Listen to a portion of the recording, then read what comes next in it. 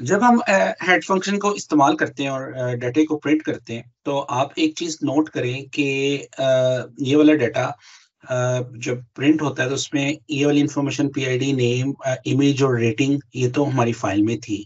लेकिन आप जो ये 0 1 2 3 देख रहे हैं यहाँ पे, तो ये वाली इंफॉर्मेशन फाइल में नहीं थी।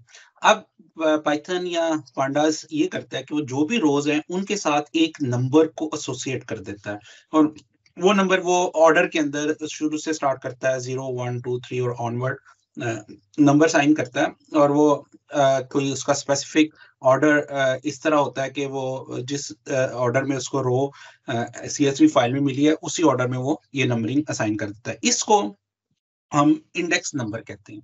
और इन इंडेक्स नंबर को बाद में हम चेंज भी कर सकते हैं, हम अपनी मर्जी से भी इंडेक्सिंग कर सकते हैं, हम बाय नेम इंडेक्सिंग भी कर सकते हैं। हम ये भी पॉसिबल है कि हम किसी एक कॉलम नेम को एज ए इंडेक्स यूज कर लें, या हम इमेज को एज ए इंडेक्स यूज कर लें, तो ये भी पॉसिबिलिटी है। लेकिन जो बाय डिफॉल्ट इंडेक्सिंग है वो नंबरिंग की फॉर्म में होती है, और ये इंडेक्सिंग हमें हेल्प करती है किसी खास रो को डिटेक्ट करने में, या खास रो को जस्ट हम उसकी इंफॉर्मेशन प्रिंट करनी हो तो इसको हम इस्तेमाल करके कर सकते हैं। फॉर एग्जांपल उसके लिए जो हमारे पास अवेलेबल फंक्शन है वो LOC का है।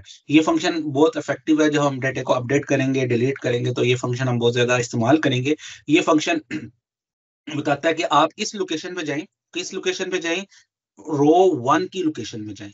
तो जो जिस रो का इंडेक्स 1 होगा वो वाली रो रिटर्न हो जाएगी, और वो इस वेरिएबल में स्टोर हो जाएगी, और फिर आप बाद में उस रो को इंडिविजुअली डिस्प्ले करवा सकते हैं। तो अब अगर हम यहाँ पे जिस तरह इस प्रोग्राम को एक्सीक्यूट करेंगे तो इसकी आउटपुट हमें ये नजर आएगी। ये रो नंबर 3 जो है वो रो नंबर 1 जिसके अगेंस्ट प्रोडक्ट आईडी 03 पड़ा हुआ था, वो वाली रो की तमाम एट्रीब्यूट ये हमें शो कर देगा। तो इस तरह हम इजीली आइडेंटिफाई कर सकते हैं, और कौन सी रोज काम अगर हम उसका रिकॉर्ड देखना चाहते हैं। सिमिलरली इंडेक्स हमें हेल्प आउट करते हैं कि total length of data frame क्या है, टोटल रोज कितनी है।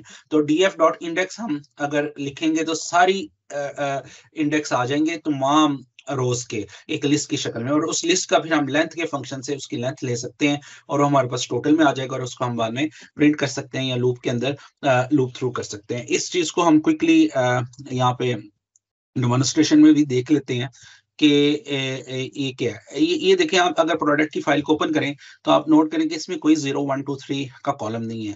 लेकिन जब हम इधर फाइल पढ़ रहे हैं तो यहाँ पे आपको ये एडिशनल कॉलम नजर आता है। ये जो एडिशनल कॉलम है ये एक्चुअली पाइथन ऑटोमेटिकली सिस्टम के अंदर ऐड कर देता है इस डाटा फ्रेम के अंदर, इसको वो इंडेक्स का नाम देता है। तो अगर मैं यहाँ पे डाटा डॉट इंडेक्स करूंगा तो ये एक पूरी लिस्ट रिटर्न कर देगी तमाम इंडेक्स की।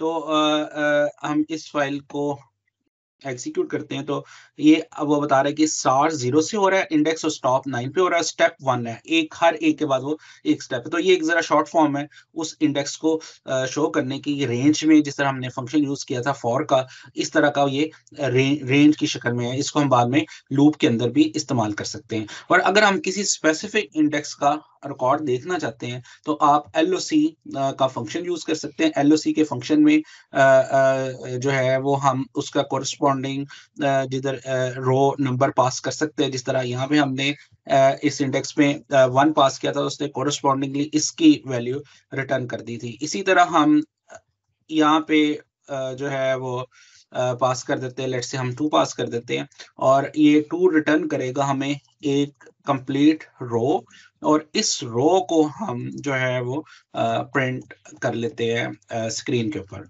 और जब हम इसको एग्जीक्यूट करेंगे अपने ये प्रोग्राम को तो ये हमें रो नंबर 2 की डिटेल दिखा देगा जिसमें वो तमाम कॉलम्स की इंफॉर्मेशन है। तो इस तरह हम एक रो को एक्सेस कर सकते हैं अपने किसी भी पाइथन के कोड में उसके इंडेक्स नंबर के साथ।